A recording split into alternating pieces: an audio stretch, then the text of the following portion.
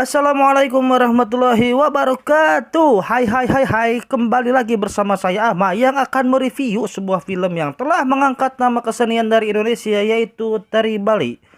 Selain itu, film ini masih dibintangi oleh aktor favorit saya, yaitu Jason Statham, yang akan beradu akting bersama orang ini, dan ini.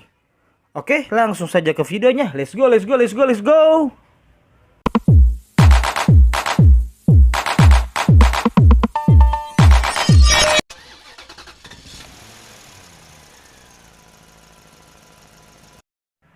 Di awal film, kita disuguhi dengan adegan seorang bapak-bapak yang bernama John sedang menelpon anaknya yang bernama Stella untuk memberitahu bahwa ia telah mengirim sesuatu yang berkilauan kepadanya.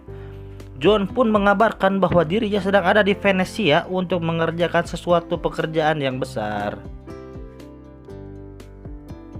Stella yang mengetahui bahwa ayahnya adalah seorang pembobol brankas profesional pun bisa menebak apa yang akan dilakukan ayahnya tersebut. Ya, kalau nggak mencuri berarti merampok lah gitu. Tapi John pun berjanji bahwa ia akan pensiun setelah pekerjaan ini selesai. Setelah selesai menelpon, John pun bertemu dengan Charlie, salah satu anggotanya itu, yang ahli dalam perencanaan. Selain itu ada juga Rob si ahli nyetir, Gilligan ahli peledak, Lyle selaku tim IT, dan Steve yang ahli menyelinap. John dan Charlie pun dijemput ketiga rekannya yang lain, yaitu Rob, Gilligan, dan Lyle, agar pergi ke suatu tempat yang telah ditentukan untuk melancarkan aksi pencuriannya itu. Sedangkan Steve sudah ada di suatu ruangan untuk memasang bom di tempat yang telah diperhitungkan oleh Charlie dan Lyle sebelumnya. Setelah sampai di tempat yang ditentukan, Lyle selaku ahli IT memberitahu kepada Steve dan Gilligan di mana letak bom yang harus diletakkan. Sedangkan John dan Charlie bersiap menyelam ke dalam air, dan Rob bersiap untuk mengalihkan perhatian. Setelah semua siap, kemudian sebuah brankas pun terjatuh dari lantai 2 sampai ke dasar. Rob yang telah membuat replika dari brankas itu sebelumnya langsung kabur tanpa John dan Charlie, dan kejar-kejaran pun dimulai.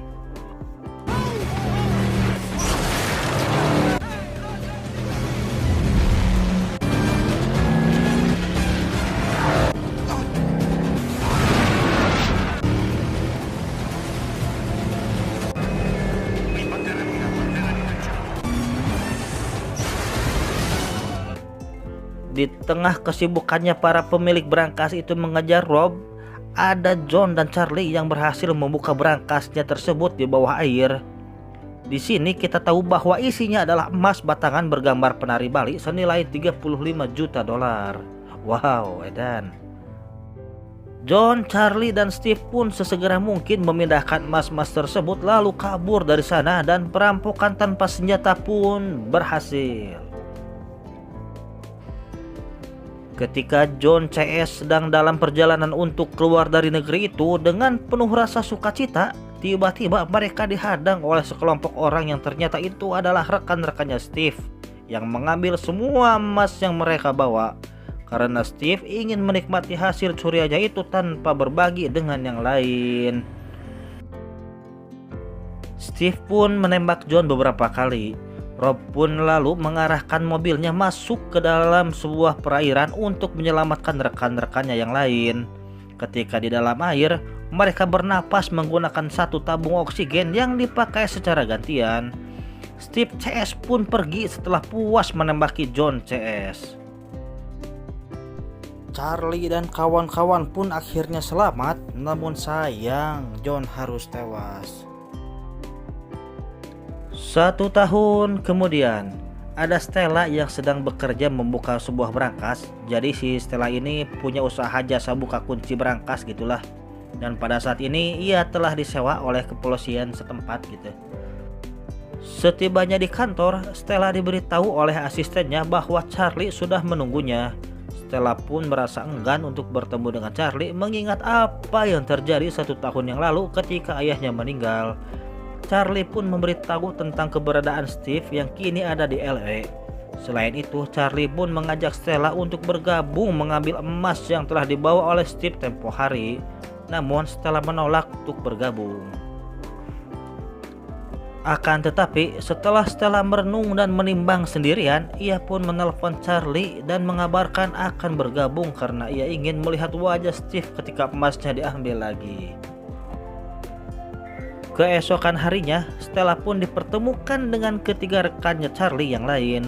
Setelah berkenalan, Charlie pun membagikan telepon dan ID yang baru demi melancarkan aksinya kelak.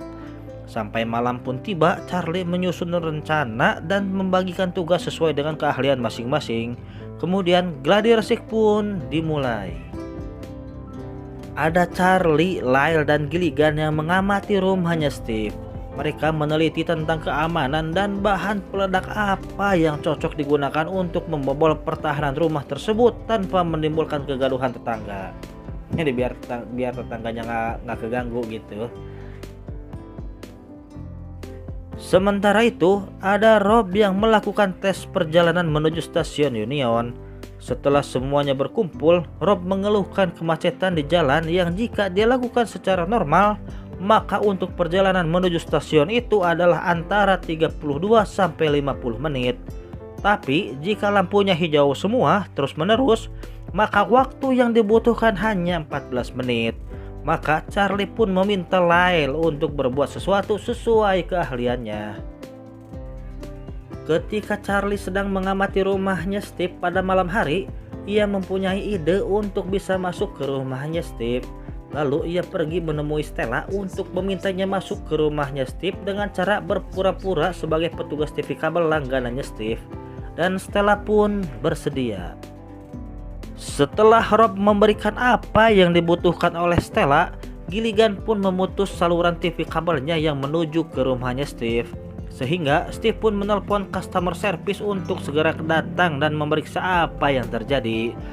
Charlie pun yang berpura-pura sebagai CS menelpon balik ke rumahnya Steve dan mengabarkan bahwa di sekitar situ ada salah satu karyawannya dan akan segera datang untuk memeriksa apa yang terjadi. Kemudian setelah memasang kamera mini yang berbentuk bros pada bajunya Stella, Stella pun datang ke rumahnya Steve dan berpura-pura menjadi petugas. Di kediamannya Steve, Stella disambut dengan hangat sambil agak sedikit memamerkan harta yang Steve miliki. Namun Stella tak terlihat terkesan sama sekali, karena Stella berfokus mencari letak berangkas yang Steve miliki sambil berpura-pura memeriksa modem dan TV milik Steve. Dirasa sudah cukup informasi, Gilligan pun segera menyambungkan kabel saluran yang tersambung ke rumahnya Steve. Sebelum pergi, Steve pun memaksa Stella untuk makan malam dan Stella pun akhirnya mau juga. Setelah mendapatkan gambaran dari hasil yang direkam oleh Stella, Lyle pun membuat sebuah ilustrasi menggunakan komputernya yang kemudian diaplikasikan di sebuah gedung kosong oleh Stella. Dirasa hasilnya kurang maksimal, Rob pun meminta salah satu temannya yang bekerja sebagai mekanik untuk bisa memodifikasi 3 mobilnya agar bisa ngebut sambil membawa 1,2 ton beban. Semua tim pun kembali bekerja. Ada Lyle yang mencoba meretas lampu lalu lintas yang dikendalikan oleh dishub, Gilligan yang membuat bom, dan si mekanik yang mengeluarkan 90 kg bagian mobil yang tak diperlukan. Malam pun tiba. Di sisi lain ada Steve yang datang ke sebuah pertokoan milik orang Ukraina yang bernama Yevhen. Yevhen adalah orang yang biasa membeli emas batangan yang dimiliki oleh Steve secara berkala. Ketika akan melakukan transaksi seperti biasanya, Yevhen pun tanpa sengaja menyebutkan kata Venesia dan sadar bahwa emas yang selalu dibawa oleh Steve berasal dari sana. Mendengar hal itu, Steve pun membunuh Yevhen karena Steve takut jika kelakuannya 1 tahun yang lalu mulai terlacak oleh polisi dan si pemilik emas yang aslinya. Steve pun mengambil lagi uang dan emas yang hendak dijualnya itu. Emang bener rakus ini orang Tak lama berselang, muncullah Maskov selaku sepupunya Yevhen dan langsung kaget setelah melihat Yevhen yang telah meninggal karena dibunuh. Kembali lagi ke scene Charlie dan Gilligan yang datang kepada seseorang yang bernama Skinny Pet untuk membeli beberapa perlengkapan yang dibutuhkan oleh Gilligan. Setelah semua sepakat, Charlie dan Gilligan pun pergi dari sana. Siang pun tiba. Maskov pun kedatangan seseorang mantan penjaga tokonya Yevon yang menceritakan bahwa beberapa minggu lalu ada seseorang yang bertubuh besar, bertato, dan berambut panjang datang ke toko dan menanyakan tentang emas batangan bergambar penari Bali. Mengetahui orang yang dimaksud, Maskov pun segera pergi ke tempatnya Skinny Pet. Sesampainya di tempat Skinny Pet, Maskov pun menanyakan maksud dan tujuannya datang ke toko milik Yevon dan dialog pun tak diperpanjang. Langsung pindah adegan atau udah Akhirnya waktu ngedate pun tiba. Stella yang sedang ngobrol dengan Steve pun tanpa sengaja mengeluarkan sebuah kalimat ungkapan yang pernah diucapkan oleh mendiang ayahnya kepada Steve. Steve pun langsung sadar bahwa Stella adalah anak dari John. Tak lama berselang, muncullah Charlie CS ke hadapan Steve. Steve pun akhirnya sadar lagi bahwa Charlie CS sedang memburu emas yang diambil oleh Steve. Steve juga mencoba mengolok-olok Charlie dan meremehkannya bahwa ia tak akan bisa menembus keamanan yang ada di rumahnya. Karena merasa kesal, Charlie pun menghantam Steve di hadapan publik lalu pergi. Ketika semua sedang keadaan bingung karena merasa hasil persiapannya itu sia-sia, tiba-tiba Lyle mendengar dari telepon yang ia sadap bahwa Steve memesan beberapa truk kargo untuk mengangkut sesuatu ke Meksiko dan sebuah helikopter. Mendengar hal itu, Charlie mempunyai ide baru dan merencanakan semuanya dari awal dengan tambahan bantuan dari si mekanik dan Skinny Pet. Waktu yang dinanti pun akhirnya tiba. Semua kru sudah ada di posisi masing-masing. Rob dan Gilligan yang berjaga di depan rumahnya Steve melihat 3 truk lapis baja yang dikawal dengan masing-masing 1 motor petugas masuk dan keluar dari rumahnya Steve. Akan tetapi, Lyle yang mengetahui truk yang mana yang ada isinya segera melaporkannya kepada Charlie. Charlie pun memerintahkan agar Lyle membuat kemacetan setelah ketiga truk itu berpencar. Lyle pun langsung meretas lagi lampu lalu lintas dari dishub dan membuat kemacetan di area yang dilalui truk pengangkut berangkas dan mengarahkannya ke jalur yang diinstruksikan oleh Charlie. Selain itu, Lyle pun meretas kereta listrik bawah tanah agar bisa menutup jalur setelah Charlie CS melewat ke situ. Setelah Charlie CS berada di posisi dalam jalur kereta bawah tanah dan truk pengangkut berangkas pun berada pada posisi yang tepat, Gilligan pun meledakkan bom yang ia pasang sebelumnya yang menyebabkan truk itu pun jatuh amblas di hadapan Charlie CS. Kemudian Rob pun menembakkan gas ke arah supir truk yang menyebabkan mereka pingsan. Steve yang sadar bahwa ini adalah ulah dari Charlie segera memerintahkan ketiga pengendara motor untuk segera mengajar Charlie CS. Karena jalan terdekatnya telah tertutup kereta, para petugas pun harus memutar jauh. Hal ini tentu saja memberikan banyak waktu bagi Stella untuk membuka berangkas tersebut dan memindahkan isinya ke dalam 3 mobil yang dipersiapkan oleh Charlie CS. Setelah memindahkan emas senilai $27 juta itu, Charlie dan kawan-kawan pun segera pergi dari sana. Akan tetapi, mereka telah berhasil ditemukan oleh ketiga petugas utusannya Steve. Dan kejar-kejaran hingga bertemu dengan Steve pun terjadi.